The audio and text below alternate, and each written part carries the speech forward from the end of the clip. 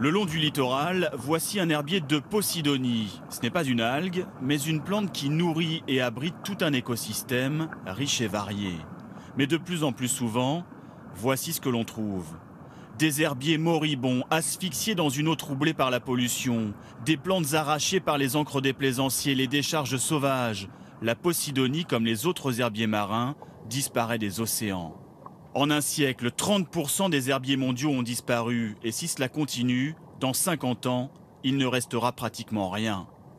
On est arrivé au stade où il faut faire des efforts considérables en termes de conservation et où un certain nombre de mes collègues pensent qu'il faut même passer à la phase active de restauration de ces écosystèmes.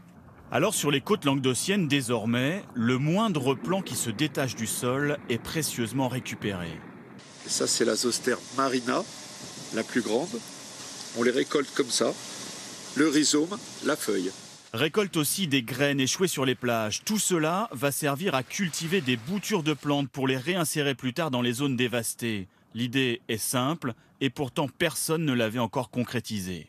Aujourd'hui, si vous arrachez 1 mètre carré d'herbier, à part prendre 1 mètre carré quelque part dans un herbier sain et le mettre dans l'endroit où on a arraché, ce qui est un non-sens écologique, on n'a pas de solution.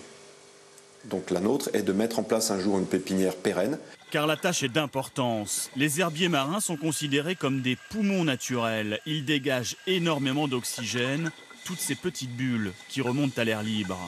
Et plus encore, la Posidonie par exemple, à surface égale, elle absorbe 3 fois plus de CO2 que n'importe quelle forêt. Encore mieux, les arbres stockent ce carbone dans le bois pour une durée limitée, environ 60 ans. La Posidonie, elle, conduit 90% du CO2 qu'elle capture dans le sol, où il reste prisonnier plusieurs milliers d'années.